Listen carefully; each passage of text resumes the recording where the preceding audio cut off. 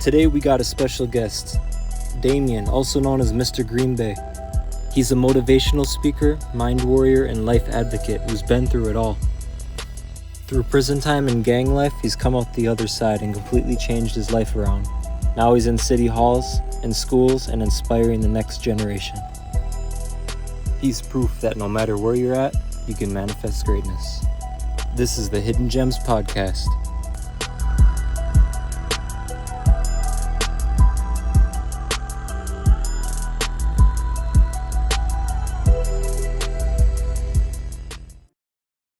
First and foremost, right here, right now, in this exact moment, thank you, God. I don't know about you, what you think, or what you think you know. In fact, we don't even have to believe in the same thing. What I do know is my truth. I am, was, and always will be a sinner. And you know what? There is nothing I can do about that, and I learned to accept it. I was born through the vessels my Creator chose for me to give me life and life experiences I would need to lead this crusade through a long, vigorous, dark, deep, and twisted battle. You see, I arose from the ashes a true phoenix, ready for every occasion, accepting every opportunity of advancement. I was always ready to learn, but I often found there weren't many capable that were truly there to teach. So I had to teach myself. With only a couple words of philosophies implanted by my father before his departure from my life at 8, my journey began. One of those things he used to say was, "Cry, son. It builds character. Put some hair in your chest." So from an early age, I was taught it was okay to have emotions, and I would cry out when needed. I quickly learned that emotions could not interfere with business, as I witnessed many men destroyed by anger, pride, jealousy, shame, or incompetence, or some other personal conviction stemming from physical, mental, or sexual abuse.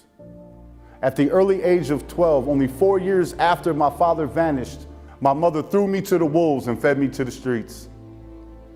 10 o'clock p.m. on a school night, she physically kicked me out of the house in front of my 2 little brothers, with nowhere else to go, no one else to call for help, no cell phone, no money, nothing but the clothes on my back, as I walked in the shadows all night till I was so cold I had to seek shelter.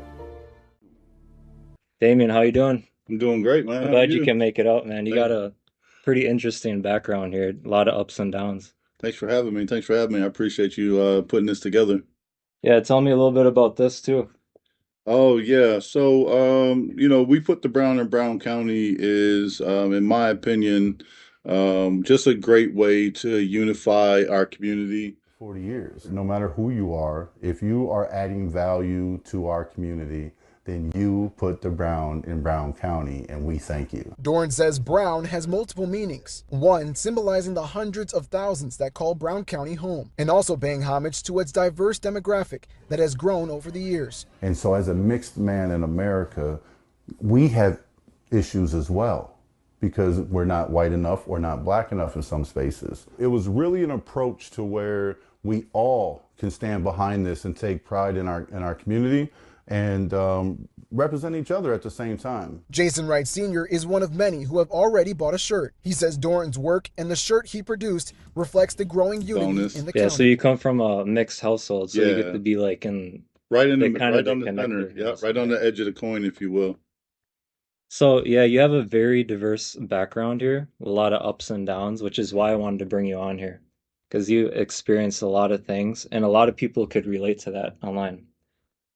So basically, first of all, can you give us a little rundown of just the backstory and what you kind of like the path that you took, just a very basic rundown? Yeah, so I was born in 1977 in a time where the mixed race was just getting its boom, if you will. I was born in Chicago, Illinois, at Cook County Hospital.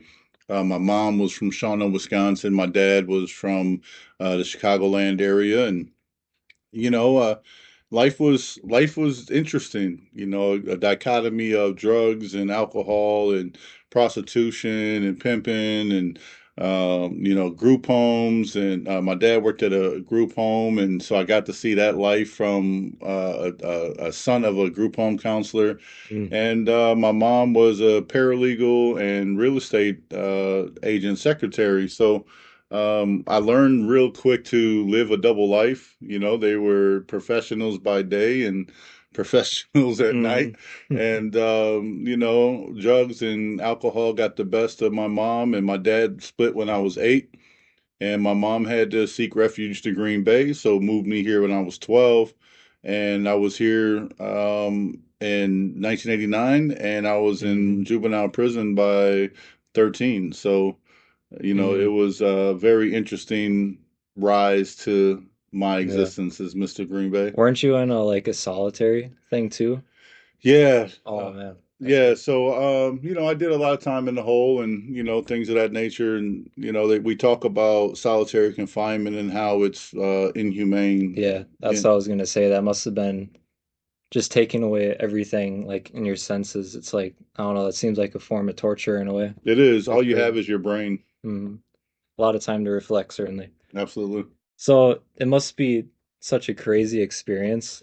One moment you're walking in to incarceration, and then 20, 30 years later, you're walking into city halls and stuff. How does that feel? Like walking in the same place, just completely 180. It's interesting because you couldn't have told me that that would have been my existence. Mm, Like yeah. there's no way, Connor, if I'm being honest, that I would have been like, oh yeah, I'm gonna go through this and then I'm gonna fight and I'm gonna Mm, be a part of the revolution and I'm gonna save kids from the preschool to prison pipeline and mm, I'm gonna talk to the mayor and I'm gonna talk to the chief of police and mm, you could never have told me that. So just being in this position, it's humbling, but it also makes me hungry, man. mm. It makes me hungry. Yeah. Like I didn't get this far just to get this far. You know what I mean? I feel like that's one of the roadblocks we're going to talk about later is just doubt, like being like, I can never do this, I can never do that. But Hmm. it's like, look, you somehow figured out a way to get over that roadblock, which Hmm. is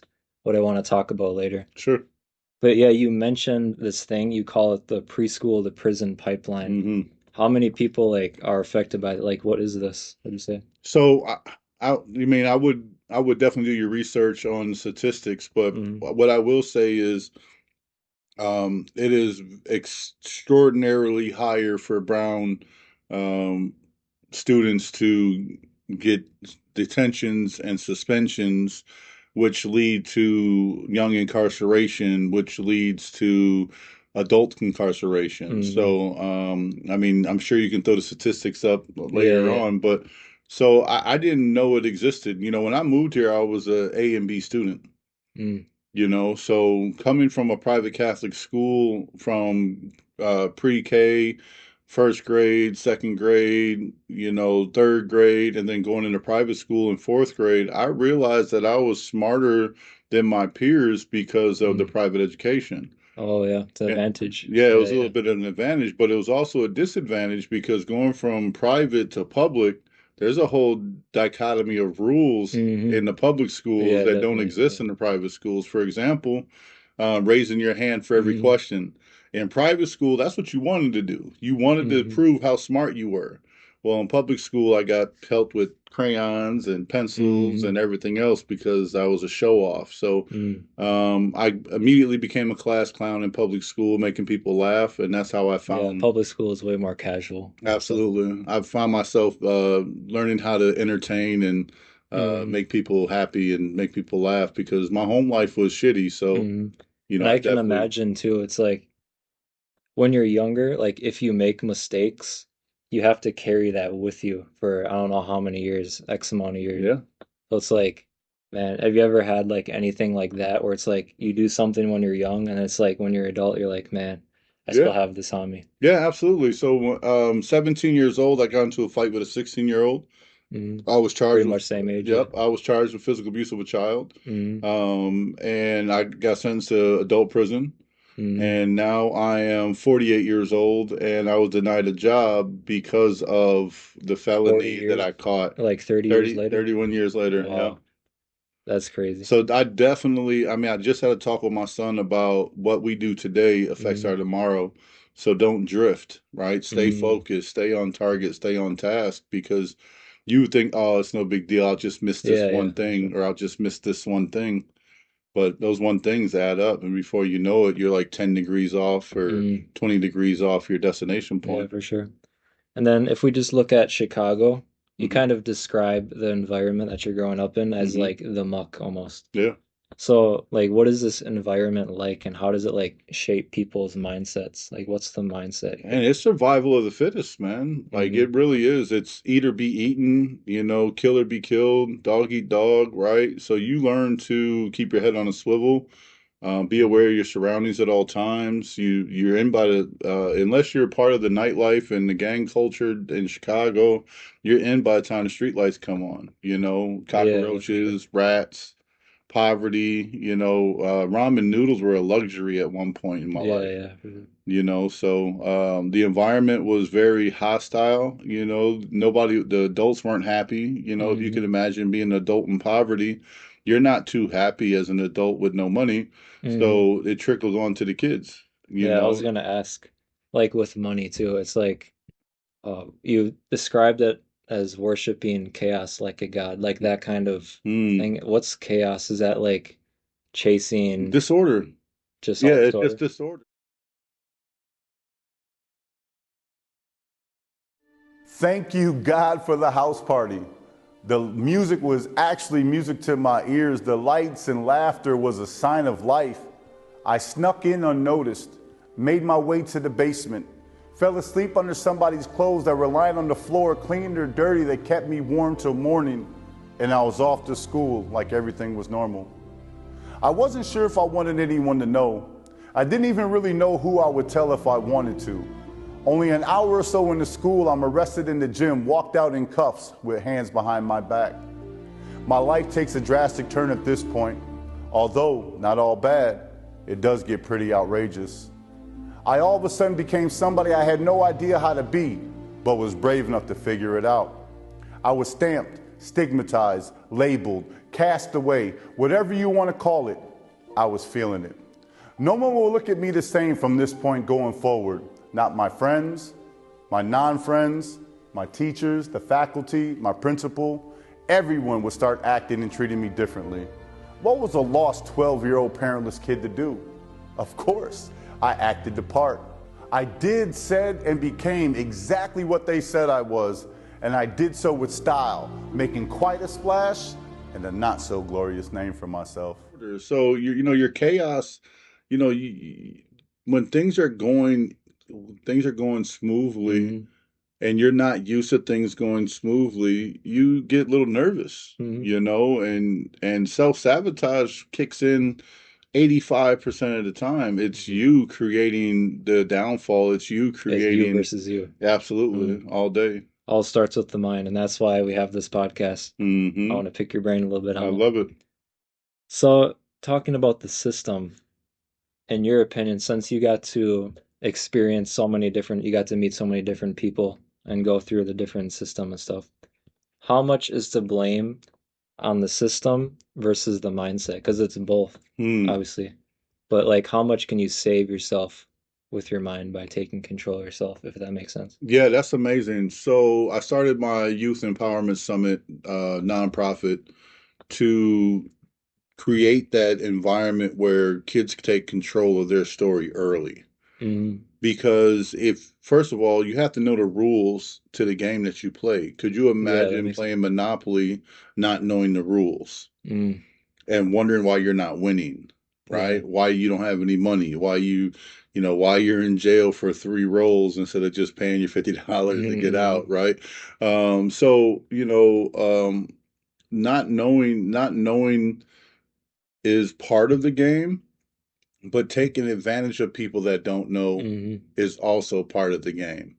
And that's the predatory side Mm-hmm. of the system, right? Like, if I could trick you, I can beat you. And so Yeah, yeah, that's for so that's sure. what I teach my youngsters is like, yo, Mm-hmm. the more you know, the more you grow. If you can be tricked, whose fault is it? You for being tricked or the person who's Mm-hmm. tricking you? Wasn't there a guy, there was a story, it's like you're playing chess against someone. Hmm. Yeah, what was that story? It's somewhere in that. Yeah, so when I was in prison, there was a guy that used to say that all the time to the Mm, young bucks. He said, you know, if I could trick you, I could beat you. And so in my mind, there was a chess player K9, and man, we played 18 games in a row, and I lost every single game. mm, And I was gracious he was gracious enough to play me one more time, even though yeah, deemed yeah. not no competition. But in my mind, all I knew was that if I didn't make mistakes, I had a chance to win. That makes sense. And so for that game, that's what happened. I really focused on not making the same mistakes that I made in the previous Hmm. games and focusing and being more concerned about what he was doing Hmm. and then matching, kind of countering. And I finally won, man. And, Yeah. you know, and I asked him if he let me. He said, absolutely not, because there's no Mm, honor in that. yeah. That's kind of humbling too. Like if we take a game like chess, like just thinking about it, everybody starts the same. Absolutely. So it's all just in the mind. All mine. That's crazy. So then like in this community, in this system that we're in, one good thing to help everybody, especially you said the kids too, is having opportunities Hmm.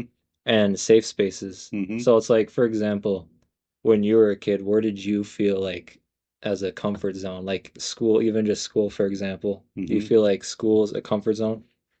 Yeah, so growing up, because you know, when I was with my dad, I mean, home was comfort. You know, Yeah. school was cool too because it was a private school. But when my dad left, school was my comfort because I got to be who I wanted to be.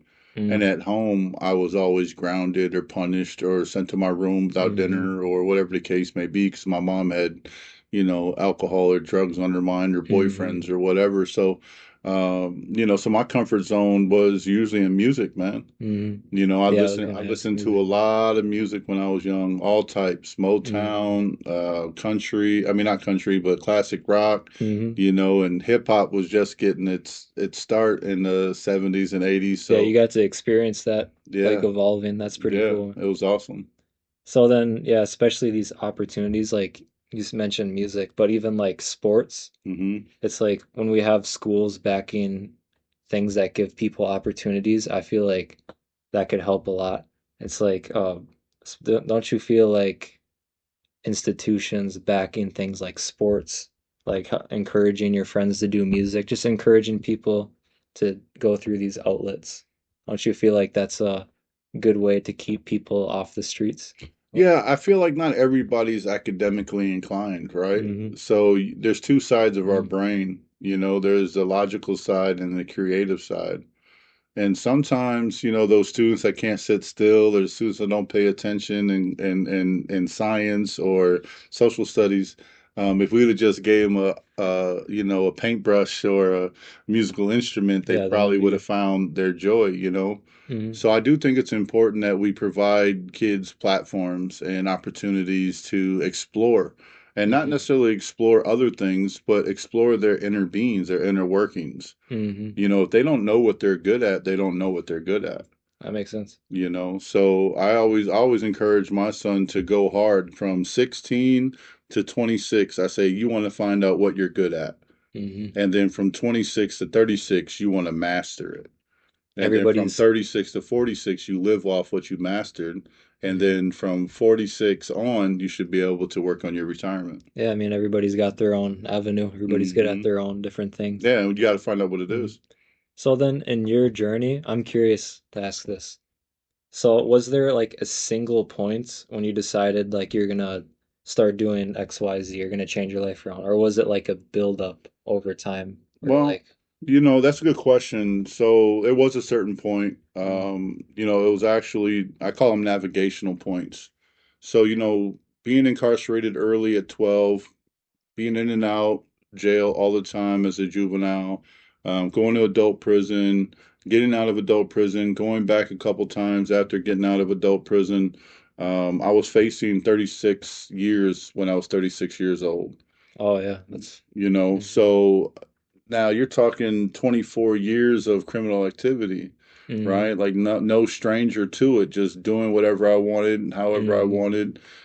with not even concerned about the consequences. And so at this time, I have my boy Justice, um, who was just a youngster, and a baby. So there was two things. It was one, I had Justice, and I went from wanting to be a deadbeat dad to being a full-time father. Mm-hmm. And then it was that prison sentence that I avoided. Mm. So Oh, that's good. Yeah. yeah, so facing 36 years in prison and then the judge dismissing my case, I kind of took it like I don't want to look a gift horse in the mouth. Mm-hmm. And so I really took the steps and necessary action to learn, Mm-hmm. grow, develop, and become who you see today. And I'm not done yet. Mm-hmm. God's not done with me Yeah. yet. Keep So, going.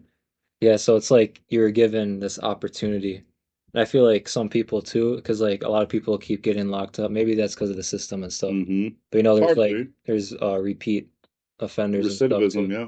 It's like you can imagine serving how many years you did and hmm then getting a chance to get out. It's like, hmm man, that's a Yeah. When huge my case opportunity. was dismissed, that's when I really started pondering the fact that there was a divine entity, Mm-hmm. because it just didn't make sense to me. Logically, as a six-time felon already facing 36 years, I thought for sure I was going back, Yeah, yeah. So when that case was dismissed, I was like, okay, now Mm-hmm. what? Yeah, So exactly. it was either go back to the life I knew or cut everything off and learn how to live a new life. And I Mm. chose the latter. That's good. I hope a lot of other people too can take some knowledge from this and then apply it to themselves because everybody Absolutely. has their own, It's practical. we all have our own different Yeah, things everybody's that got we're a going different journey, but I think the mindset, it starts with the mind, like you said. And through. if we think we can, we can. If we think we Mm-hmm. can't, we can't. Exactly. So we talked about the background a little bit and the system and just the overall mindset. And you seem to emphasize that, it's a battle between you and you need to take control of your mind. So one way that you talk about changing your mind is knowing yourself. hmm So you said the best thing you've ever done was take inventory of hmm yourself. How can people do this? What is like taking inventory of yourself? Man, that's deep. So, I Can be mean, can be pretty broad too. yeah, taking inventory of yourself, just be honest. Mm, That's the most important tip I can give. Just be honest with yourself. Like write down, like I had a notebook that was past, I had a notebook that was present, and then I had a notebook that was future. And then I had one that said Dear God on the cover. mm, And so my I had to write down the things that I didn't like about myself and what I mm, did like about myself and my accomplishments and what I was failed at and things of that mm, nature. And I really had to be honest. mm, And after doing the inventory of my life, I realized I didn't like myself, Connor. mm, Like I got to that point where I was like, damn, man, I'm a real POS, man. mm, If I'm being honest. And so at that moment that I realized that I wasn't happy with myself, I had to make a decision. mm, And that decision was, do I pretend like I didn't do this self-discovery and just continue down the path that I've been on, or do I acknowledge mm. the self-discovery and then work on fixing it? And it was Mount Everest. Yeah. Like it really Yeah. was. I'm standing at the bottom We of don't this. want to hear that about ourselves. No, ever. And it's like, man, I gotta go way up there to get ready, to get better, to get right. Hmm. All right, forget it. I'm just gonna go open up another beer. I'm just gonna go Yeah. smoke another blunt or Yeah. whatever the Why case may why do be. that? Why Yeah. even Yeah. bother, right? So that's But probably like a big hurdle for most. That's probably one of agreed. the first steps I would say. I I think mean, that's the biggest hurdle, yeah, it makes especially for men, right? yeah, because a lot of men. Admitting that there's a problem, Mm, and then that the only person that's gonna fix it is the person who created the problem. mm, Like, wow. that makes sense.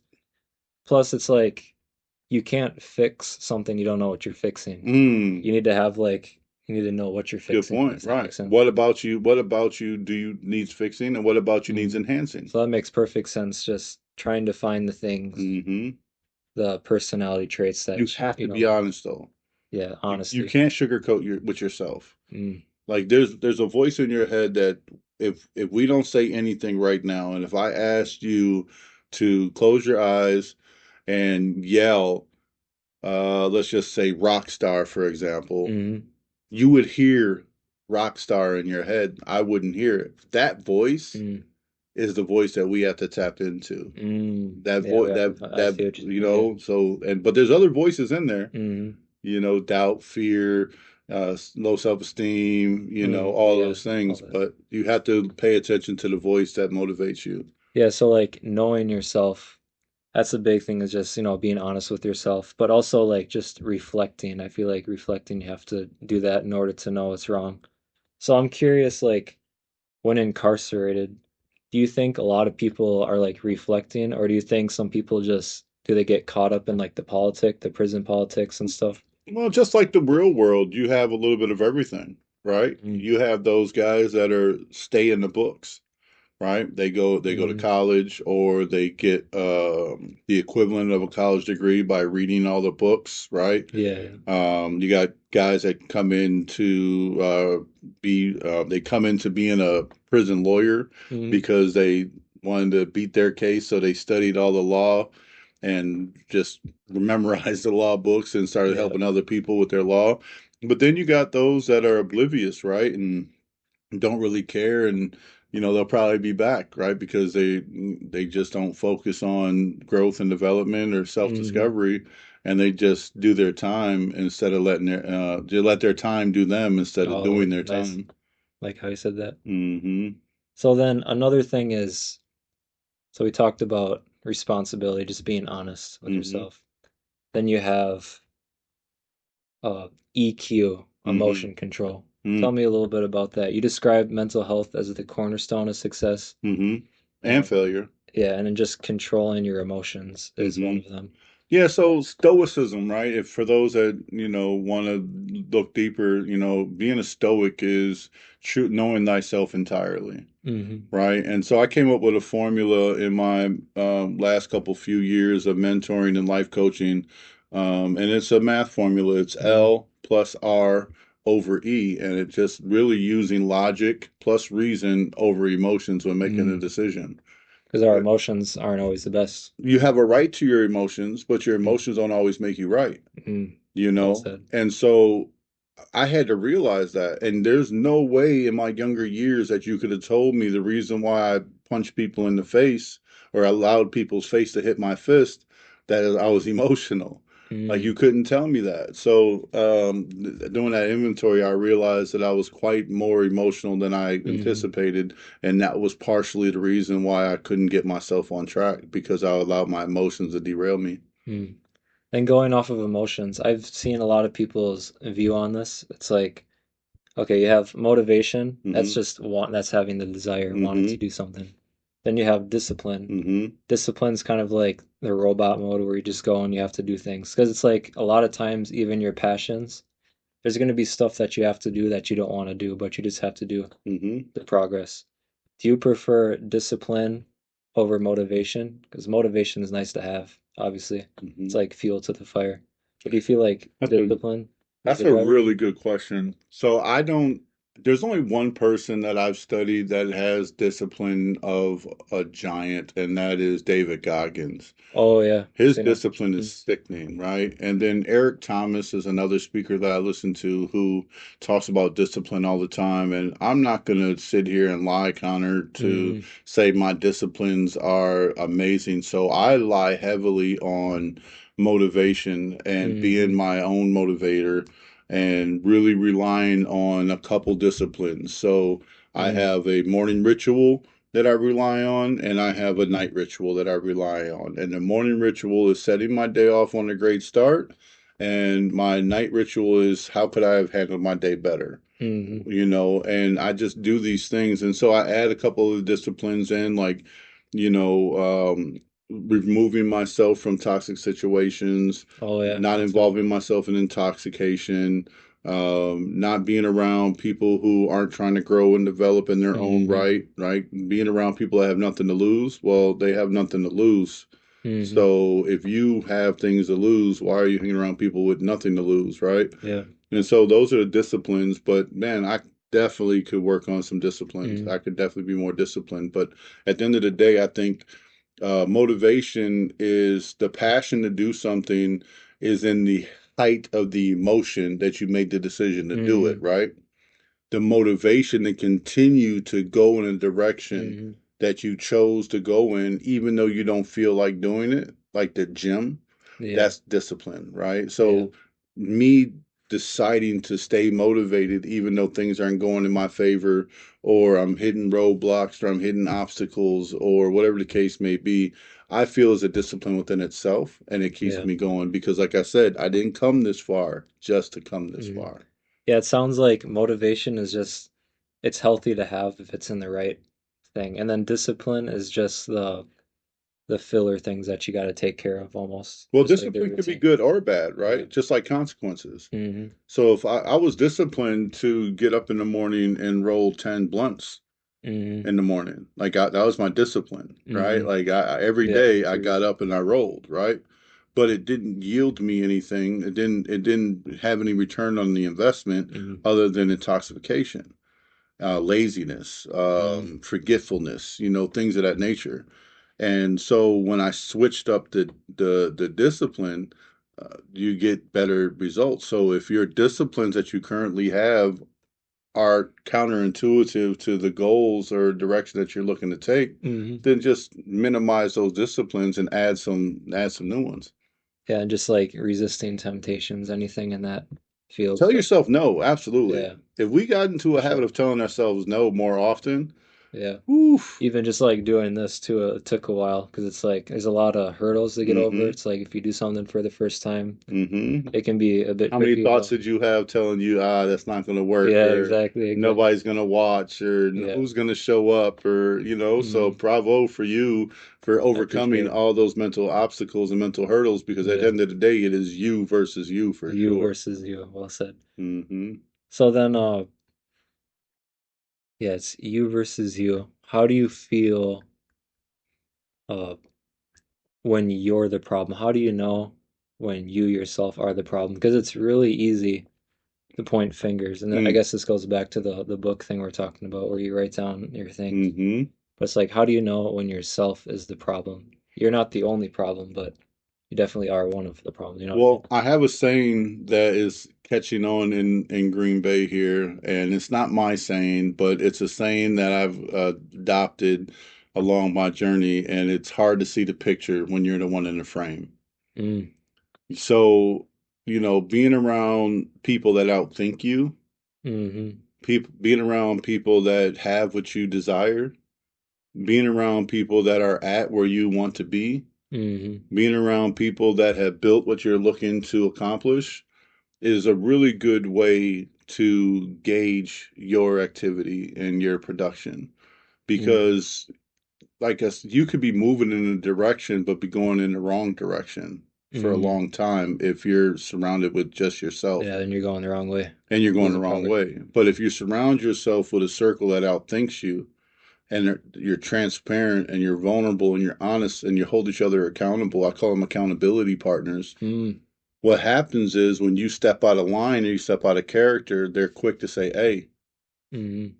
what about this? Didn't you say you wanted to go over Exactly. here? Didn't you say you wanted to accomplish this? Didn't you say you wanted to be this or do that?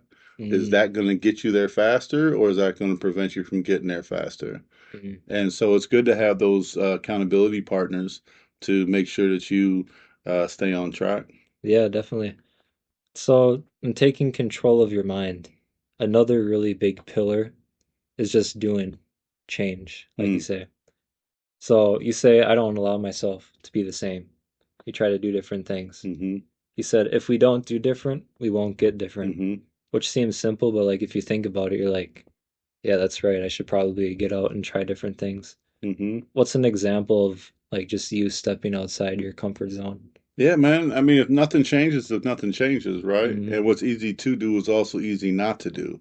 Mm-hmm. So, being a catalyst of change, one of the most recent events in my life was I starred in a play, Oh, nice. as an adult, and it was a play on housing insecurity hosted by one of my good friends. Now he was a director and part co-writer. I was introduced to the play by Cujo, but the director was Noah Simon, and here was a guy that I probably never would have crossed paths with that became a really, really good friend of mine.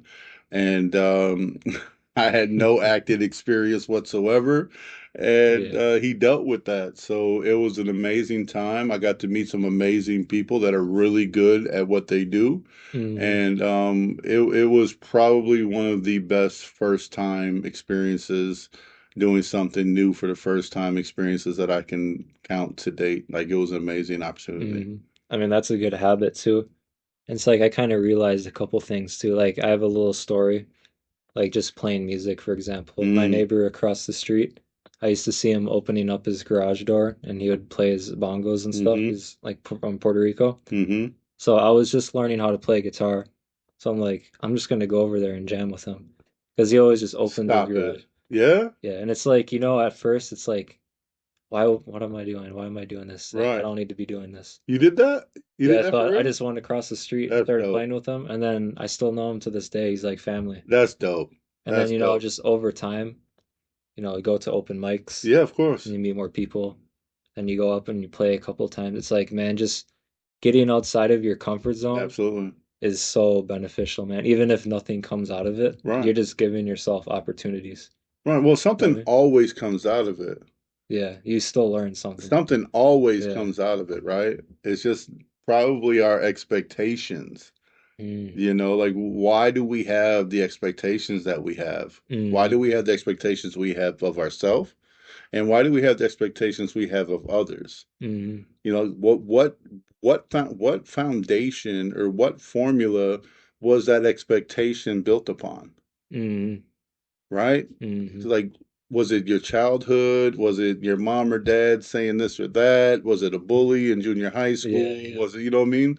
So we have to understand by knowing thyself, we have to understand how our expectations of self are built Mm. and how we can rebuild our expectation of self. Yeah, rewire the mind. Mm-hmm. I feel like a big roadblock to changing, getting outside of your comfort zone is fear of rejection in Mm. public. Like, oh man, I'm gonna do bad at this, I'm gonna do bad at this, and just, just general anxiety, that kind of things. Do you agree? Like, this is probably one of the roadblocks that stop people from getting outside their comfort zone. Yeah, I would say fear of rejection for sure. But in my early years when I got out of prison, I went into sales. And so I overcame the fear of rejection Mm. quite easily, knocking doors and making phone calls Oh and yeah. asking people for to buy, right? But I would also add that it's also fear of failure. And then on top of that, it's also fear of success. Like, what are you gonna do when it If you happens? make it, Mm. if this It's pretty works, deep. then what? Right? Like if I set out to be this podcaster Mm. and people actually like it and people actually subscribe and they actually demand more and Mm. people are knocking down my inbox to be a part of my show, that means I have to do this and this and this and Mm. this. So that's a fear of success too. Yeah, for sure. Yeah. That's a good way to look at it too. And then it's just what you said before, doubt. Like, you could have never told me I could have done this. It's just getting over those doubtful feelings that you have. Well, it's faith. It's faith, right? Like Yeah. we can have fear or we can have faith, but it's very likely that fear and faith will live in the same vessel. Mm. You Well know. said. So then another one is, well, and another roadblock, I would say, getting in the way of getting outside of your comfort zone, distractions, Mm. knocking you off course. You tell me about distractions? This is the weapon of mass Yeah, attraction right here, well said. right? Like honestly. So, and man, I just had a live on distractions, maybe a day or two ago, maybe three Mm. or more, where our family members can be a distraction. Mm. Our kids can be Not a necessarily distraction, bad, yeah. right? Like Our job can be a distraction. Our hobby can be a distraction, right? Our Mm-hmm. side hustle can be a distraction, right? Our lack of faith can be a distraction, or our overcommitment or loyalty to something other than ourselves can be a distraction, or our thoughts can be a distraction, Mm-hmm. right? So when we talk about distractions, again, being honest with ourselves, knowing thyself entirely. Like if I know my phone's a distraction because it always goes off, as you Mm-hmm. can see, I just have to turn my phone over on its Mm-hmm. face because I know my phone is a distraction. Kind of prevent yourself from getting in Absolutely. these One situations. I one feel what you're hundred saying. percent. And I was hungry, Mm-hmm. so I'm gonna snack before I go somewhere because I know when I'm in Mm-hmm. there, Yeah, yeah. I'm hungry while I'm in there, and all I'm thinking about is eating something, right? Mm-hmm. Or man, did I let the dog out? Or all these Yeah, thoughts that fixing come, your right? mind. Those are all in your head. Those are Mm-hmm. all distractions. So being present in the moment Mm-hmm. is so key. And what I tell my son is, don't devalue yourself by not adding value to the situation, because even though you're not interested in the situation, you being present in the situation, you're bringing value to somebody else, Mm-hmm. right? You're being a blessing. So Mm-hmm. sometimes you have to be a blessing to receive a blessing. Yeah, that makes sense. So then, when talking about building the mind, you said you can't climb Mount Everest alone. Hmm. So we need a community. Hmm. So in community, it's important to have these organizations. We have one here in the Fox Valley, BHB. Hmm. Shout out to them. Hmm. So brothers helping brothers. What do these communities mean? Like, how do they help the community? Even just people coming together. Just kind of explain what these are and how they help. Man, when you got brothers helping brothers, I mean, the title alone, right? Like, I mean, it's really men helping other men make better decisions and Mm, get out of their own way, get out of their own head, right? Sometimes what we think is a problem isn't a problem. Sometimes what we think is stopping us isn't really stopping us, it's preventing something from happening to us, mm, right? Like I just told my brother today, because he's out in California and it's just him and his wife and his kids, and no other family members. So I'm in his ear constantly trying to help him through his process. And it's like sometimes when things don't happen to us, mm, they're not happening for us to win. Like we want something to happen, but when we have brothers that say, "Hey, are you sure you want that to happen?" Or "Why is that an issue?" Or "How did you take that?" Or "What's a workaround?"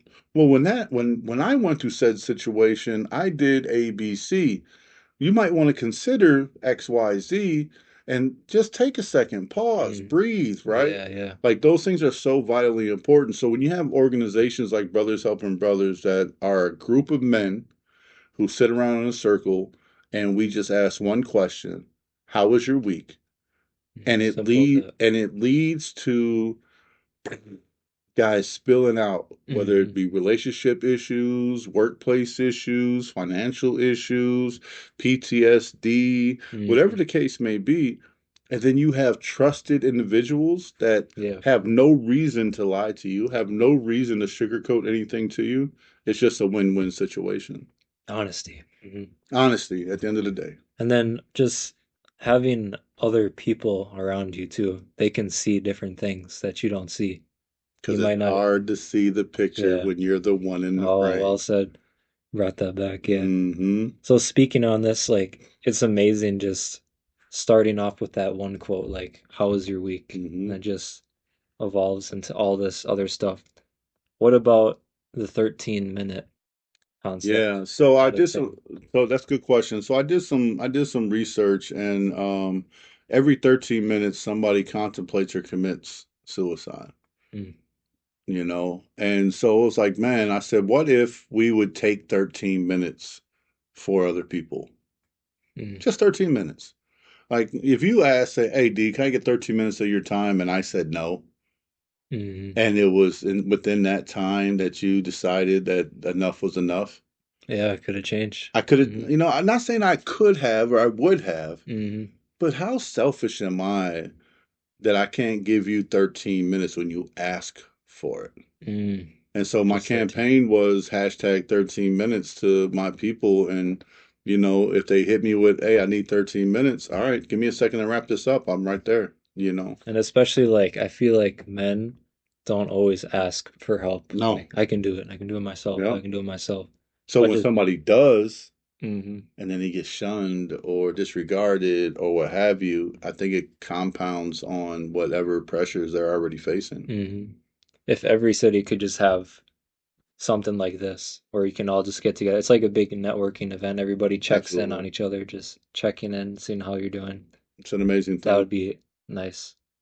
And then plus like therapy, I feel like a lot of people have a stigma against it. Like, you need to go to therapy. I don't want to go to therapy. Mm-hmm. Blah blah blah. So it's Well, like having these yeah, get-togethers. the clinical approach, right? Like, you know, go see the counselor, or go see Mm-hmm. the principal, or go see somebody else to tell you what's wrong with you Mm-hmm. that's paid to do it Mm-hmm. versus your uncle showing up Yeah, yeah. telling you the same thing your dad told you, but all of a sudden it clicked. Mm. And then you're like, hey, dad, guess what I'm going to do? And your dad looks at you, and even though he's disappointed, Mm-hmm. he's like, good job, son. Yeah. Because he's been telling you to do that anyway, but it Right. took uncle to come and tell you. So it's one of those Yeah. situations. Tell me about you have a saying. Actually, finish my sentence. Friends don't let Friends friends crash out, friends man. don't let friends crash out. Tell me Yeah. about that. Man, it's you know, it's the cat crash out is probably a buzzword of this generation. Yeah, crashing out. You know, I hear it a lot. And you know, I'm old school, obviously, grew up in the Bloods and Crips era and, you know, gangster rap and NWA and, you know, all the street life and things of that nature. So Mm-hmm. we didn't let our friends crash out. Mm, You know, like if you crashed out, we crashed out. And if we crashed out, we're not mm, making money. Or if we crashed out, we're looking weak. Or if we crashed out, we're in jail, right? So it was a we thing growing up. So friends don't let friends crash out stemmed from, you know, just watching this generation, having my son who's almost 17 now, and just seeing how kids are videotaping other kids crashing out, yeah, posting you it and all know, that. and you're posting it and you're embarrassing your friend group and, you know, you're Mm-hmm. creating added bully pressure or added, you know, publicity that doesn't need to be had. And so friends don't let friends crash out is just a simple slogan that I feel can be catchy enough to get the attention of people. And it stemmed from a book that I composed, um, Cash Out, Never Crash Out. Cash out, never crash out. Hmm. It's a nice way to put it. Yeah, and then it's just like hanging around with the same people that bring you down. Yeah. You want to have a good inner circle. Hmm. Sometimes you just don't want to deal with certain people, you know? Hmm. And it's okay. Yeah, for sure.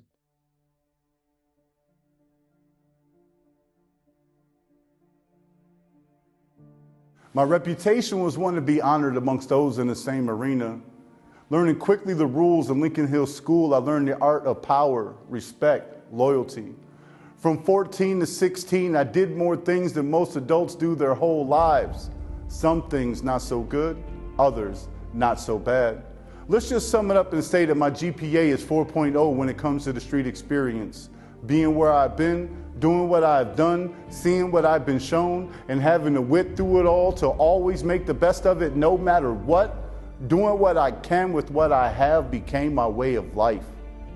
So many things I am not proud of, yet give me honor today to sit here in front of all of you and say, I know what it's like. I know what it takes.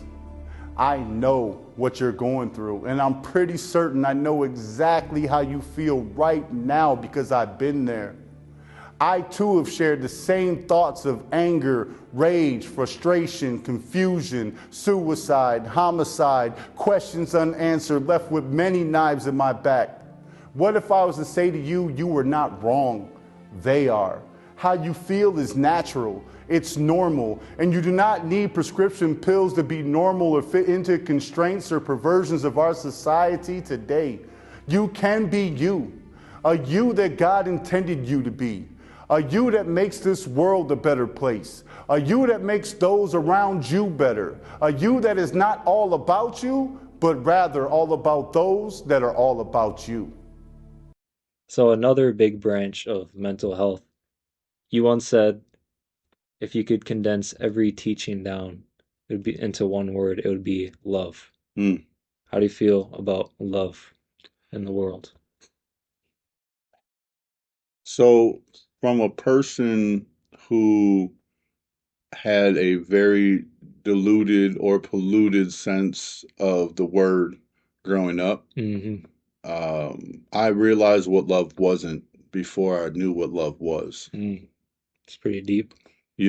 and I didn't experience love until somebody who had no rhyme or reason or obligation to love me loved me. Mm. And it was a platonic friendship type love, but nonetheless, I felt it. Mm-hmm. And I questioned it. And at first, I didn't trust it. But I knew this person wasn't benefiting from me at all. I knew they weren't taking advantage of me at all. I knew there was Mm-hmm. nothing I can offer this person. So why are they treating me this way? Why do I feel this way when this person speaks life into me? Or why do I feel this way when this person offers me something or, is generous or Mm-hmm. kind to me? It's like, wow, is this what love is? And so I had a mutual friend that knew this person, and they said, "Oh yeah, that's just that's a lover right there." And I was like, Mm-hmm. "Ah." Oh, And so okay. once I got the feeling of what love was, I knew what to look for. Those Mm-hmm. mannerisms, those behaviors, those ideas, those words, those actions. Because in my opinion, love is an action word. Like I can show you I love you better than I can tell you I Mm-hmm. Yeah, love I you. can't describe it almost. I can show you I love you. Mm-hmm.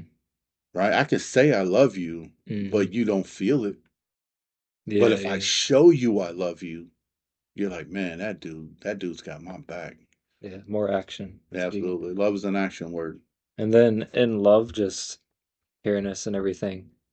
You mentioned forgiveness. Hmm. So like what, who, and like what do we have to forgive Mm, in order to grow up? I'll say man. doesn't even have to So be. love, so to end off the love, it's obvious that the world needs more of it, Yeah, sure. right?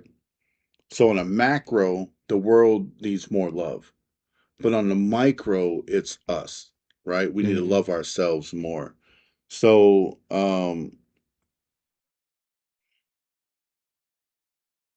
the question was, how do So like forgiveness. forgiveness? So So how like do I? who do we have to forgive? Like or like So even what? Like maybe our in traumas order or in order to love, we have to have grace. mm, In order to give grace, we have to know what it's like to forgive and be mm, forgiven both ways. both Oh yeah. ways. So for me, I had a plate of nachos on my shoulder from how I Hmm. grew up. Everything was a problem. Everything. It was the teacher, it was the counselor, it was my mom, it was my dad, it was the justice system. It was everybody was the issue. Everybody was the reason why I was the way I was. It had nothing to do with me. Hmm. But when I did my self inventory and I realized why I was mad at my mom, why I was mad at my dad, why I was mad at the Mm, justice system, why I was mad at the counselors and teachers, why I was mad at myself, then I had to, in order to climb Mount Everest, I had to forgive my mom. I had to forgive my dad. mm. I had to forgive my teachers and forgive the people that were just doing their job. I'm sure that's like And taking a big weight off oh, your, absolutely. But the most important person I had to forgive was myself. mm, And that was the hardest task was to mm, forgive myself because I'm still faced today, as I previously mentioned, consequences for my behaviors and decisions that I made when I was a teenager. mm. So it's still hard to forgive myself, but I live with grace. I With give grace, yeah. myself the amount of grace that I want other people to give me, and I give other people grace Hmm. because I would want grace in return if I do make a mistake. That makes sense. Only if more of the world could have love for each other instead of just It's getting so caught up in important. culture wars. It's so important. But yeah, this kind of ties in too. You mentioned people over profit, Mm, people over politics. mm. What does that look like in action? Just like not judging people right away by politics, not using people for money, you know? Yeah, well, people over politics. We can talk a good game. Hmm. A lot of politicians, the stereotype is, they talk a good game, right? Or we can not talk and just walk and pass the bills and pass a legislator that's for the people, right? Just to do it. Instead of just getting up on our soapbox and saying, this is what I'm going to do for you Exactly. guys, and then nothing gets done. And then the people over profit, well, look at these corporations. I'm going to use Apple for example. Apple had a chance to create history again by not splitting their stock and allowing all of their employees to be millionaires. Hmm. But instead, they split their stock again. Oh yeah. So in my opinion, profit over people is those people at the top that are so profitable. Hmm. Like, how many millions of dollars do you Exactly. truly need? Like, how many billions of dollars do you truly need, right? Like, honestly, why does your janitor make $40,000 a year and you make $400,000 a year, Hmm. right? Like, share some of that, right? Take a couple hundred thousand Hmm. dollars off and just divvy it up amongst your crew. Doesn't even have to be a lot, just Yeah, just a little bit, a just a little little bit. bit more, right? So profit over people is not looking solely at the numbers and really focused on building the people. Because in my Hmm. opinion, if you build the people will build your business. Hmm. Self-fulfilling. Mm-hmm. So then, in the world with a lot of people, everybody has different opinions and stuff. But one lesson, you had a story on this, and it was so interesting. Somebody said to you, the bird that flaps the loudest gets shot first. Mm-hmm. I was like, dang, when I heard that sentence. What's the kind of story behind that? That seems like a very big hitter. Yeah, so the bird that quacks the loudest gets shot first, and I wasn't a hunter growing up, Mm, so I had no idea how that analogy fit in Chicago when I heard it. But I'm grateful my boss said that to me, and it was probably one of the main reasons why I used it was because of the impact, oh, because the it boss really, said it. yeah, because it really Mm, made me think, right? And the reason why is because that old private school theory, right? Like, oh, I want to be the one to answer the question. Oh, I mm, want to be the one to answer this. Oh, I want to be the one to answer this. I wanted to mm. prove to my peers that I knew my stuff, right? Like Yeah, I for wanted sure. to be like, oh, pick me, pick me.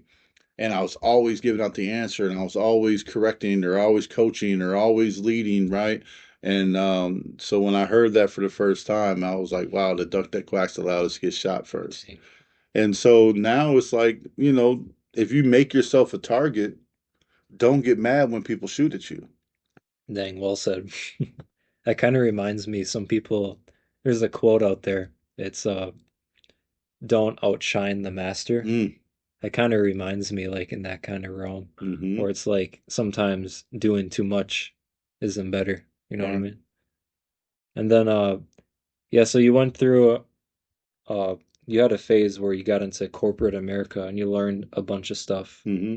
What are like some lessons, especially when talking about people and like how you had to change your mindset and just like dealing with people that have different opinions, different Mm-hmm. conflicts that come up, you know what I mean? Mm-hmm. So how did you change your mindset? Like what changes happened when getting into corporate America and dealing with different people? Well, I'll tell you, corporate America was easy for me because of my prison time.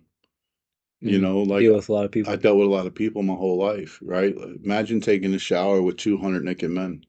Yeah. Don't imagine it, Yeah. but what I mean, like honestly, like that, like it's a whole different dichotomy of wow, Hmm. let me adapt and let me adjust, right? Yeah, for sure. So after learning how to deal inside of a institution, corporation is just a different institution, Yeah, right? that's a good way to put it. Just a Yeah, different system. it's just a different system, Hmm. right? So my job was to make you successful. Well, I knew that I can't make you successful. Mm-hmm. You know, you have to be successful. So in corporate America, my niche was helping people get out of their own way. What's the Mm-hmm. goal? Well, the goal is I want to sell, because I was in the cell phone industry. So the Mm-hmm. goal is I want to sell 100 cell phones a month. Okay, that's possible. I know it's possible because I've done it Mm-hmm. several times. So what do you think needs to happen in order for you to do that? Oh, well, this or this or this. Yeah, yeah, yeah. All those things are good, but what else needs to happen? Mm-hmm. Uh, I said, real simple. You don't pick and choose who you talk to. You just talk to everybody. Mm-hmm. Just open up You opportunities or something. again getting out of your Oh, comfort zone, right? yeah, Getting out yeah. of your comfort zone, doing something new for the first time. So it's like you talk to every single person that you come across, and it's not always a sales pitch Mm-hmm. on this particular encounter.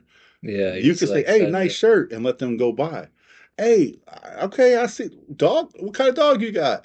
All right, great. Have a good Then they day. remember you. They Yeah, remember yeah. you, right? And so then they come back, and then you end up getting that sale Mm-hmm. anyway. So I think dealing with people inside of corporate America, there's two things to worry about. There's the ones that want to see you win, and the ones that don't. Mm-hmm. And the ones that want to see you win aren't always your superiors. Mm-hmm. Yeah. That's kind of like people who want to see you when going back to like your inner circle. And when we're talking about people, you have your own inner circle, Hmm. the people that you have. Some people say you're the sum of the five people that you hang Absolutely. out with, but then they continue hanging out with people that bring them down. Hmm. And maybe those people can change, Hmm. but there's a big lesson in that. So, just in general, how important like is it like making sure you got a good inner circle with friends? Oh, it's very important. So I think at some point your circle should be like a period. Like shorten it down Like almost. a period on the end of a Period. sentence. Mm. That should be your circle at one point. How so? Because it's just you, Oh yeah, take care of yourself. right? It's just you. You have to know thyself entirely, right? You have to be a good friend to yourself. You have to love Mm. yourself. That comes first. Right? Yeah, It yeah. comes first, right? Always. So first you start off as a period. And then what happens is you become the people that you want to attract. So you're kind, you're courteous, you're considerate, you're all those things. The next Mm-hmm. thing you know, you're starting to attract kind, considerate, courteous people to your circle. Mm-hmm. And you're not attracting the naysayers. You're not attracting Mm-hmm. the confused admirers or what people call haters. You're not attracting the negative, low frequency, low vibration Mm-hmm. mindsets because you focus so much on your mental space. You Mm-hmm. you exuberate an energy, a vibration or a frequency that gets it in return. Mm-hmm. So it Get has to what you start get. off with a period and then you expand your circle. And I and Mm-hmm. I like to say this, you only need six people to carry your casket. Yeah, yeah. So Doesn't stop, have to be yeah. So too stop big. trying to please 25,000 people at once. Mm-hmm. Like, stop trying to, get Yeah, yeah. 10,000 likes and 45 follows and, all those things. Focus on the few in your life that actually Mm-hmm. reciprocate the energy that you put out. Mm-hmm. And that's very important. A good thing in your mindset when talking about like social with a lot of people is trust. And you said something like you can trust, but you have to learn how to trust right. Mm. You know what I mean? Yeah, you listen to that Kind one. of choosing who to trust.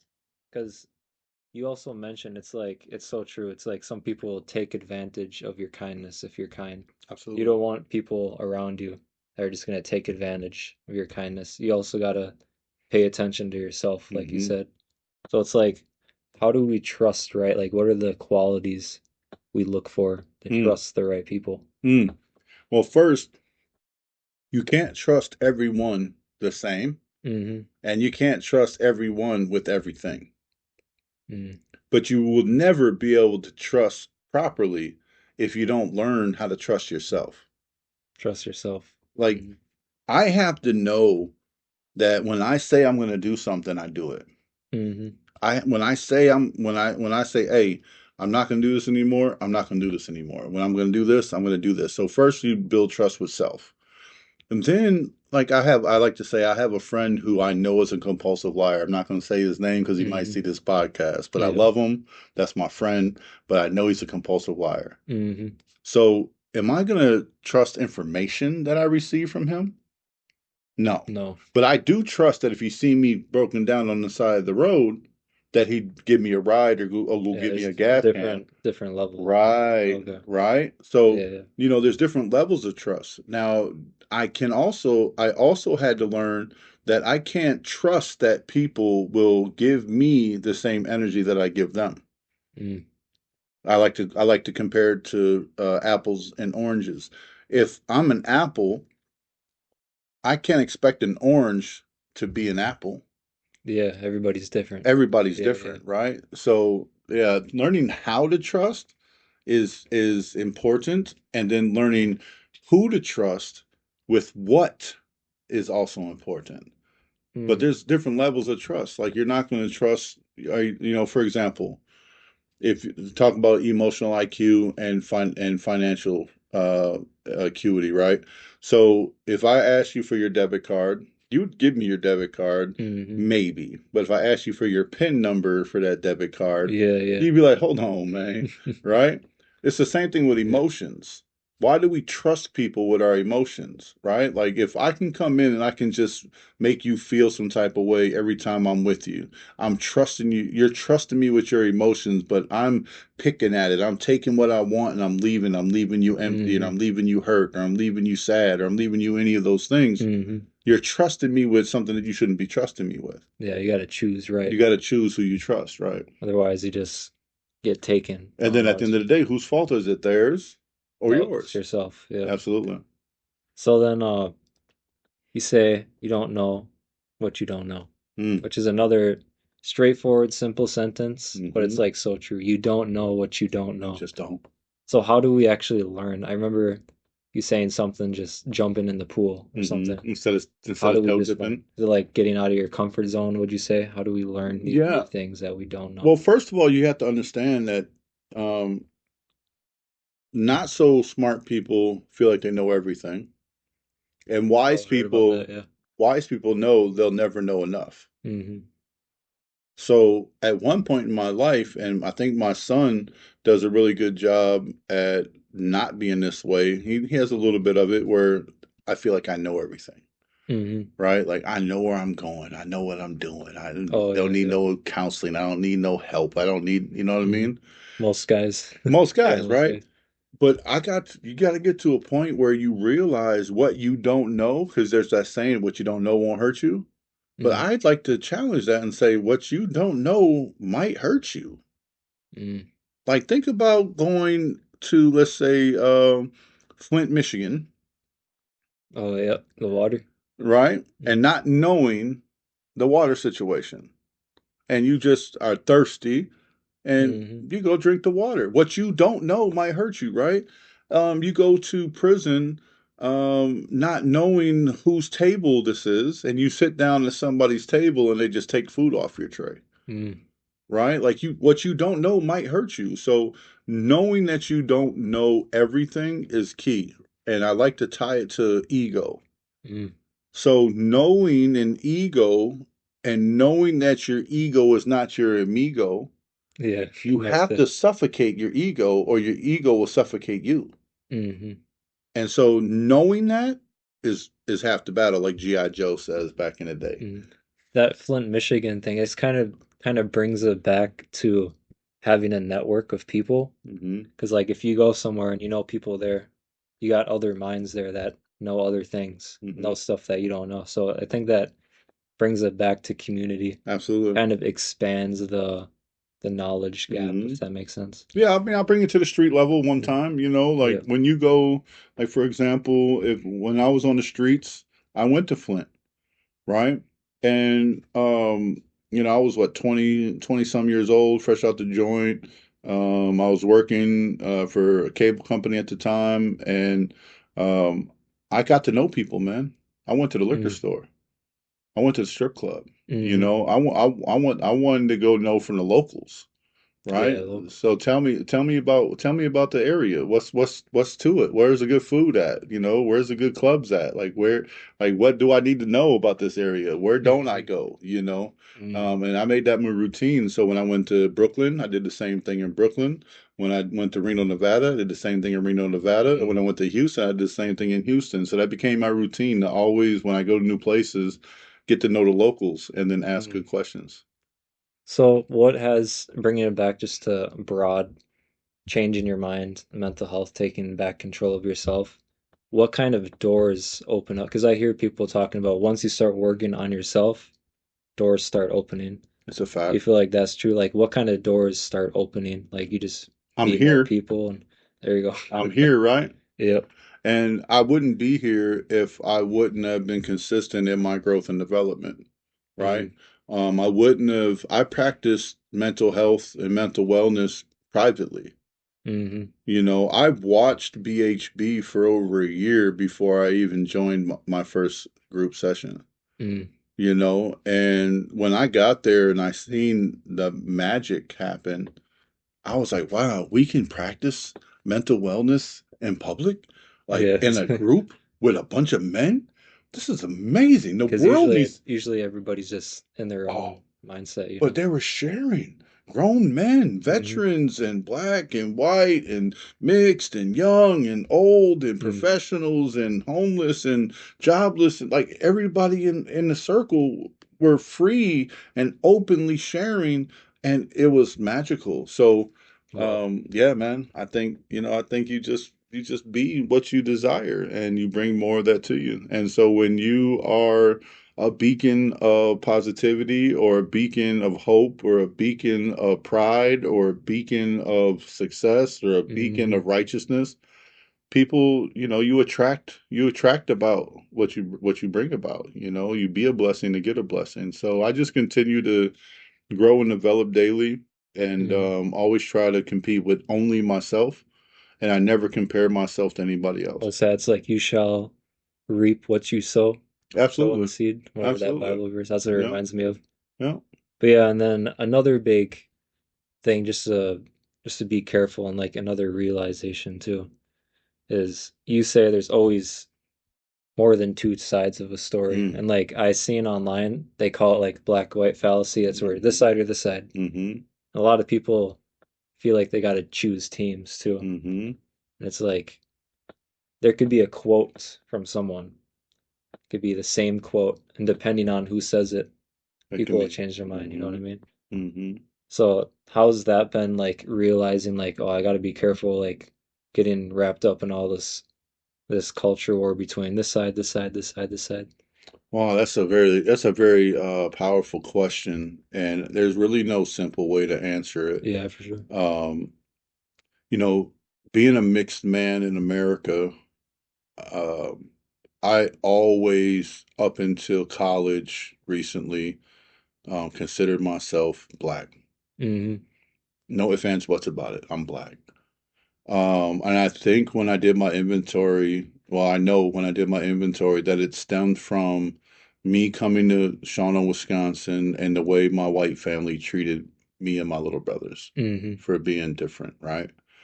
And so I was like, okay, well, my white family doesn't necessarily celebrate me like I go down to Chicago and hang out with my black brown family, and they just Hmm. love me, and it's hugs and kisses and handshakes and high fives and food and laughter and Yeah, yeah, for music, sure. and you know what I mean?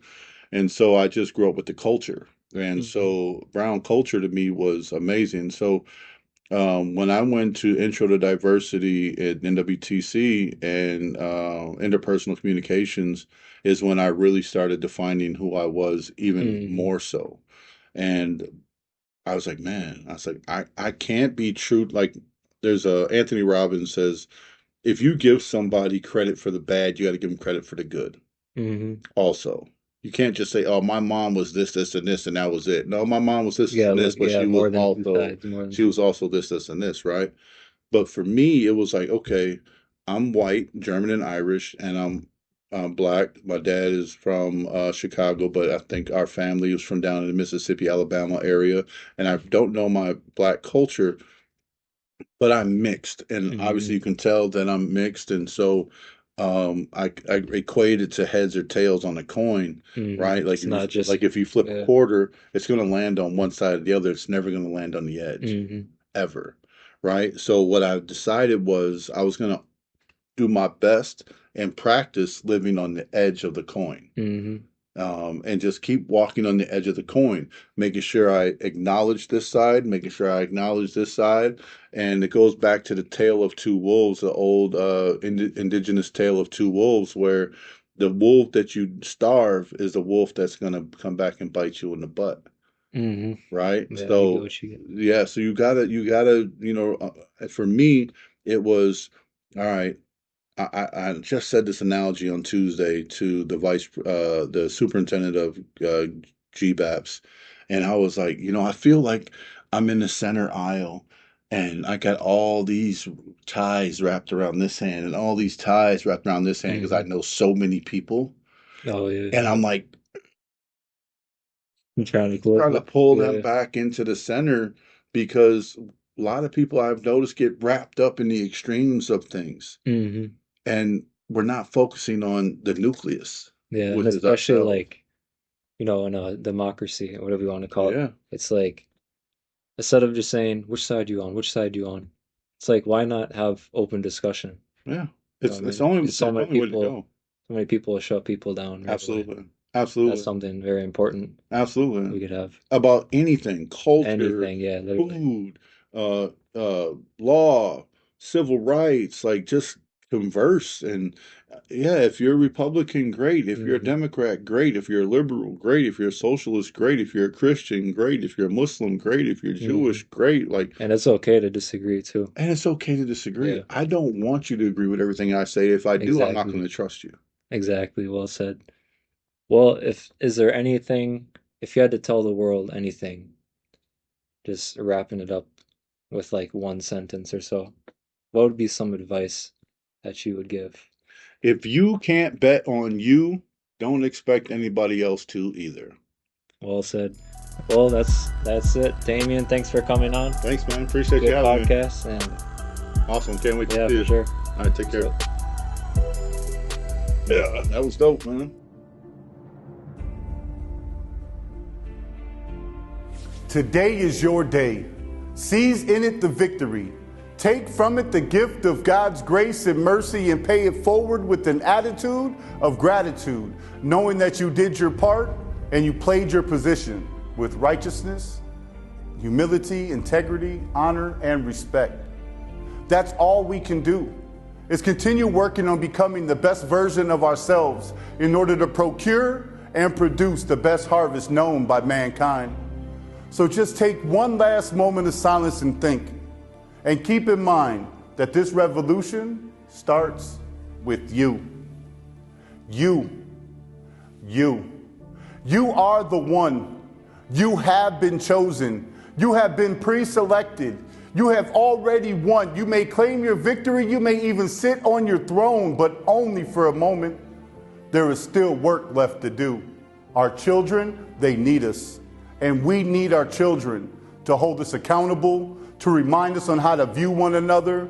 No colors, no borders, no preconceived notions, pure hope and faith, innocence, possessing the imagination to build a perfect world together in whatever time we have left to do it, leaving only the best behind for our lineage to come. I sit here and say thank you. Thank you for listening. I cannot say I have it all figured out. I cannot say I have all the answers. What I can say is I will take a stand and make a world of difference, even if only affecting one person or saving the life of only one child. It would be worth every thought, word, action, ideal, or belief, because up until this point right here, I wasn't so sure I'd be able to say the right things. Be the light, joy, happiness you seek, and what you seek shall find you.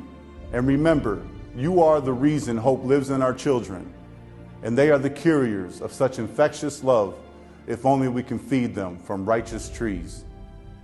God bless our world and everyone in it. Together, we are far greater than we will ever be alone.